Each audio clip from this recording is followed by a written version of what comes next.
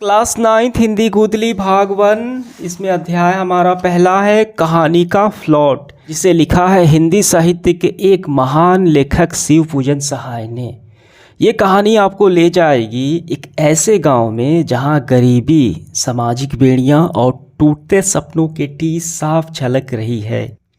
शिव पूजन सहाय द्वारा ये रचित जो कहानी है ग्रामीण परिवेश के यथार्थ सामाजिक कुरीतियाँ, दरिद्रता का ये चित्रण करती है, जिसमें कि कहानी में मुंशी जी की बेटी भाग्यजुगनी की दुखद जीवन के माध्यम से गरीबी, असहाय और व्यवस्था और लाचारी को ये दर्शाती है।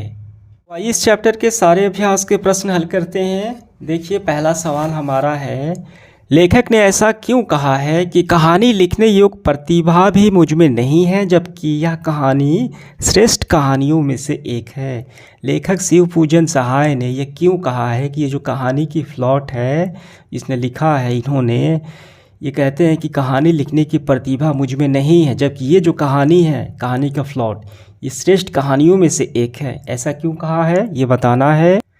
इसका आंसर हम ऐसे करेंगे, लेखक को अपनी बड़ाई खुद करने में विश्वास नहीं है, क्योंकि लेखक को कला मर्मज्ञ होना चाहिए। कला मर्मज्ञ का मतलब होता है विशेषज्ञ, कला जानकार, ठीक।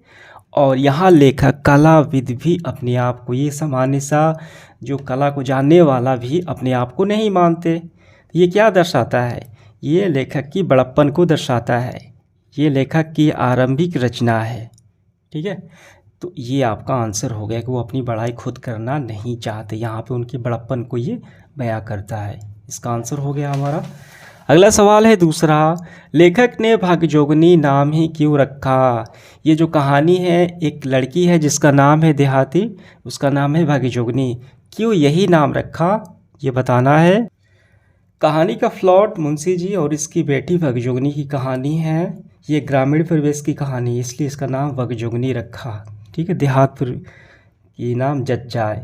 इसका आंसर हम कैसे लिखेंगे, देखिए, यह कहानी ग्रामीण परिवेश अर्थात देहात की घटना है, अतः लेखक को महिला पात्र का देहाती नाम भाग्यजुगनी रखना ही सार्थक लगा, जिसमें उसकी स्थिति गरीबी एवं व्यवस्था में उसकी सुंदरता को लुप्त हो चुकी है, ठीक है। इसलिए यह भाग्यजुगनी नाम यही दर्शा रहा है।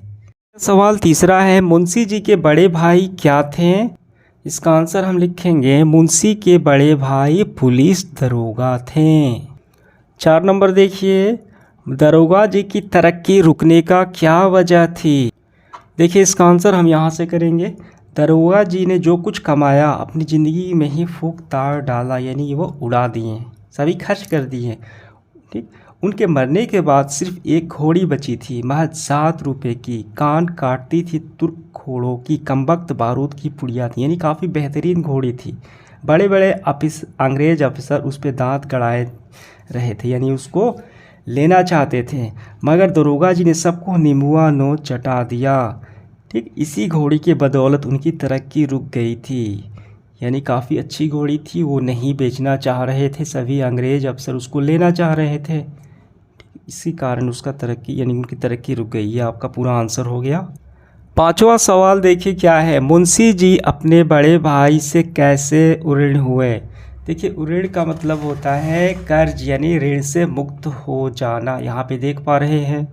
इसका आंसर लिखेंगे हम। देखिए, मुंशी जी एक गोरे अफसर के हाथ खासी रकम पर ये जो घोड़ी थी दरोगा जी की, उन्होंने बेच दी उसको, ठीक। तो बेच करके जो पैसे मिले उसी से बड़े भाई का श्राद्ध वगैरह कराया और वो ऋण हो गए, ठीक। ये आंसर आपका हो गया। 6 नंबर देखिए, थानेदार की कमाई और फूस का तपना दोनों बराबर है। लेखक ने ऐसा क्यों कहा है। यहाँ पे थानेदार की कमाई की तुलना, उपमा जो है फूस का तपना, फूस जब जलता है, घास फूस, वो दोनों काफ़ी, देखिए ये काफ़ी अल्प समय तक जलता है, ठीक है, क्षण के लिए जलता है, इसीलिए जल्दी ख़त्म हो जाते हैं, इसलिए दोनों की ये यहाँ पे तुलना उपमा दी गई है। तो लेखक ने ऐसा क्यों कहा है। इसका आंसर हम यहाँ से करेंगे, दरोगा जी के मरते ही सारी अमीरी घुस गई, यानी सारी अमीरी चली गई।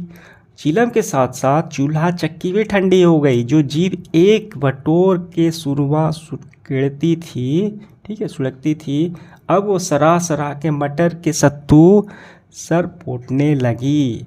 चुपड़ी चपातियाँ चबाने वाले दांत अब चंद चने चबाकर दिन गुजारने लगे। अतः लोग साफ कहने लगे कि थानेदार की कमाई और फूस का तपना दोनों बराबर है। 7 नंबर सवाल देखिए क्या है। मेरी कहानी में इतना जोर नहीं, लेखक ऐसा क्यों कहता है। देखिए लेखक शिव पूजन सहाय ने ये जो दर्द भरी कहानी है ये बयां किया है, ठीक है। यानी इसकी गरीबी को इतने मार्मिक ढंग से वर्णन करते हैं। यहाँ पे आपको ऐसे करना है, देखिए कि एक ओर उसकी अनोखी सुगराई यानी वगजुगनी की और दूसरी ओर दर्दनाक गरीबी देखकर सच कहता हूँ कलेजा काँप गया। यदि कोई भावुक कहानी लेखक या सहृदय कवि उसे देख लेता तो लेखनी में अनायास करुणा की धारा फूट जाती, वो रोता रहता। किंतु मेरी लेखनी में इतना जोर नहीं कि गरीबी की भयावह चित्र को मेरे हृदय कपट पर उतरे और सरोज की इस कोमल दल कर सके। यानी गरीबी के साथ साथ सुंदरता हो, ठीक है, जो भगजोगनी की थी। तो ये आपका आंसर हो गया। 8 नंबर सवाल देखिए, भगजोगनी का सौंदर्य क्यों नहीं खिल सका।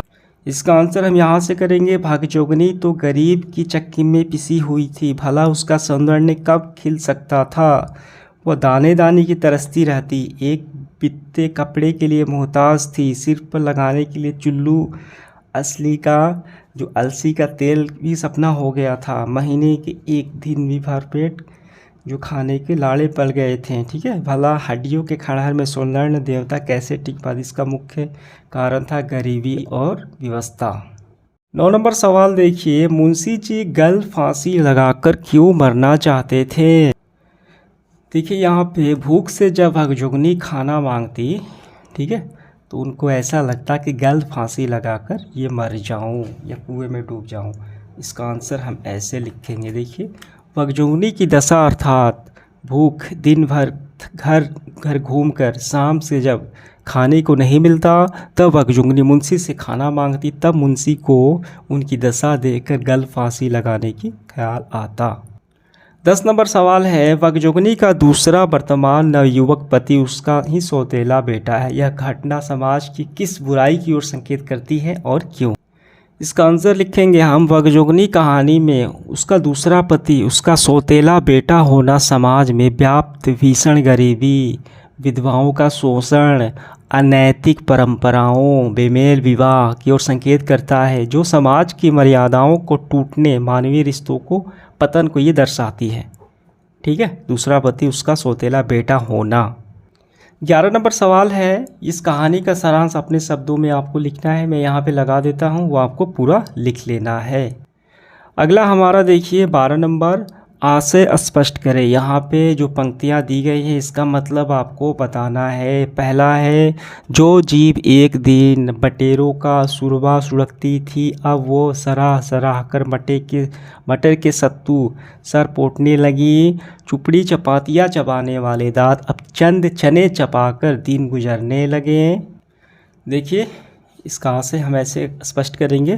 प्रस्तुत पंक्तियां हमारे पाठ्य पुस्तक हिंदी गोधली की शिव पूजन सहाय रचित कहानी का प्लॉट से उद्धृत है, यानी रचित है, जिसमें लेखक ने बड़े ही सहज ढंग से अमीरी से गरीबी में आने पर होने वाले बदलाव का चित्रण किया है। लेखक कहते हैं कि दरोगा जी के ज़माने में मुंशी की खूब ऐश मौज किए, अर्थात मुंशी जी घी के दिए जलाते थे। एक शाम 32 बटेर और 14 चपाती उड़ा जाते थे। चीलम कभी ठंडी नहीं पड़ती थी। दरोगा जी के मरने के बाद सारी अमीरी घुस गई और अब चने चबाकर गुजारा करना पड़ता है। इस जो पंक्तियाँ है इसका मतलब यही हुआ, ये समझ गए आप। इसके बाद दूसरा है, सचमुच अमीरी के कब्र में पनपती हुई गरीबी बड़ा ही जहरीली होती है। तो इसका आशय भी आपको स्पष्ट करना है। मैं यहाँ पे लगा देता हूँ, ये आपको अपने से कर लेने हैं। अब इसके बाद देखिए पाठ के आसपास, ये परीक्षा के दृष्टिकोण से नहीं है, ये आपको अपने से करने हैं। अब हम शुरू करेंगे भाषा की बात, यानी व्याकरण वाले सवाल। चलिए, पहला है, निम्नलिखित मुहावरों का वाक्य प्रयोग द्वारा अर्थ स्पष्ट करें। हमें इसके बताने हैं अर्थ वाक्य के प्रयोग के द्वारा। देखिए पहले क्या है, सबसे पहले है बारूद की पुड़िया होना, नींबुआ नोट चटाना, घी के दिए जलाना, सुबह का चिराग होना। तो ऐसे हम इसका आंसर लिखेंगे। देखिए पहले है बारूद की पुड़िया होना, बहुत तेज होना। दरोगा जी, इसका वाक्य ये रहा, दरोगा जी की घोड़ी कमबख्त बारूद की पुड़िया थी, काफ़ी तेज़ थी, इसलिए बड़े बड़े अफसर उसे लेना चाहते थे। दूसरा है निबुआ नोन चटाना, मतलब ठेगा दिखाना। दरोगा जी के घोड़ी के लिए सबने दांत गड़ाए रह गए, मगर दरोगा जी ने सबको निबुआ नोन चटा दिया, यानी नहीं दिए, ठेंगा दिखा दिए। अगला है तीसरा, घी के दिए जलाना, अत्यधिक खुशी। सोहन लाल के व्यापार में लाभ से घी के दिए जलाए हैं। ठीक, वाक्य हो गया। सुबह का चिराग यानी समाप्ति पर होना, अल्प समय के लिए। बुढ़ापे में इस तरह अकेले रहना जैसे कि सुबह का चिराग हो। अगला है पांचवा, पांचों उंगलियां घी में, हर तरह से लाभ। नया ठेका मिलते ही ठेकेदार की पांचों उंगलियां घी में आ गई, वाक्य हो गया। इसके बाद अगला है कोढ़ में, देखिए खास होना, यानी दुख पर दुख आना। मेरे पास पैसे की तंगी थी, अब भी ख़राब हो गई, यानी अब क्या हो गई, गाड़ी भी ख़राब हो गई। पहले से पैसे की तंगी थी, अब गाड़ी भी ख़राब हो गई। यह कोढ़ में खास होने जैसा है। अगला है कलेजा कांपना, यानी बहुत डर जाना। तेज़ रफ्तार कार होने से मेरा कलेजा कांप गया, यह आपका हो गया। अब इसके बाद देखिए अगला है बाट जोहना, इंतज़ार करना। किसान अच्छी बारिश की बाट जोह रहे हैं। दांत दिखाना, बेशर्मी से हंसना। राजू ने कांच तोड़ा और अब मुझे ही दांत दिखा रहा है। अगला है छाती पर पत्थर रखना, कठिन समय में भी धैर्य बनाए रखना। ठीक है, तो अपने ही घर को बिकता देख राम छाती पर पत्थर रख लिया। अब अगला है इसमें टन बोल जाना, थक जाना। पुरानी गाड़ी पुल पर चढ़ने पर, यानी पहाड़ों पर चढ़ने पर ही टन बोल गई। कलेजा टुक टुक हो जाना, यानी अत्यंत दुखी। अपने बेटे की मृत्यु से माँ का कलेजा टुक टुक हो गया। ठीक है, इस तरीके से हमने मुहावरे और उसका अर्थ हमने बता दिया। दूसरे है बुढ़ापे की लाठी, जितने मुँह उतनी बात। मुहावरे का वाक्य प्रयोग द्वारा अर्थ स्पष्ट करें। दूसरा है बुढ़ापे की लाठी, जितने मुँह उतनी बात। इसका अर्थ हमें स्पष्ट करना है। बुढ़ापे की लाठी एकमात्र सहारा। बच्चों को अपने माता पिता का बुढ़ापे की लाठी बननी चाहिए। ठीक, जितने मुँह उतनी बात, यानी एक ही विषय पर अनेक राय।